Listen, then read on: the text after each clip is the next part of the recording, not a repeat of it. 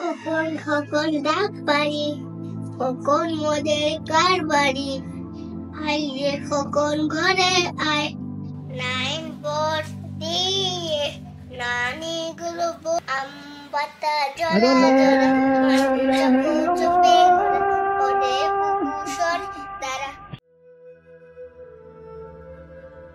একটু আজান দিয়ে শুনতেন, আমরা চলেন মসজিদে নামাজ পড়তে যাই। কি হয়েছে বাবা? একটু আজান দিয়েছে, চল মসজিদে নামাজ পড়তে যাই। মসজিদে যাওয়া লাগবে না বাবা, আজকে আমরা বাসায় নামাজ পড়বো। একটু চলেন না, আমার মসজিদে যেতে অনেক ভালো লাগে। বলছি না মসজিদে যেতে হবে না, বাসায় নামাজ পড়লেই হয়।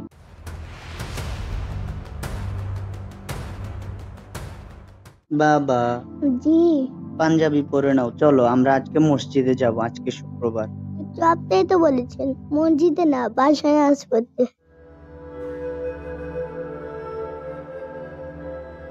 বলছি না মসজিদে যেতে হবে না, বাসায় নামাজ পড়লেই হয়। একটা শিশু যখন আমাকে মসজিদে যেতে বললো, আমি তাকে ফিরিয়ে দিলাম।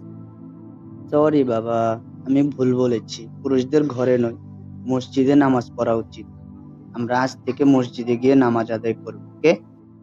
সহিহ বুখারীর একটি হাদিসে এসেছে, রাসূলুল্লাহ সাল্লাল্লাহু আলাইহি ওয়াসাল্লাম বলেছেন, যে ব্যক্তি প্রত্যেক ওয়াক্তে নামাজের জন্য মসজিদে যায়, আল্লাহ তার জন্য জান্নাতে এক অতিথিঘর প্রস্তুত করে। অন্য একটি হাদিসে রাসূলুল্লাহ সাল্লাল্লাহু আলাইহি ওয়াসাল্লাম ইরশাদ করেন, আমার ইচ্ছে হয় মুয়াজ্জিনকে নির্দেশ দিই সে সালাতের ইকামত বলে, আর একজনকে আদেশ করি সে সালাত পড়াবে, অতঃপর একটি অগ্নিকুণ্ড নিয়ে বের হই এবং যারা সালাতে উপস্থিত হয়নি তাদের বাড়িঘর পুড়িয়ে দিই। বুখারী 617।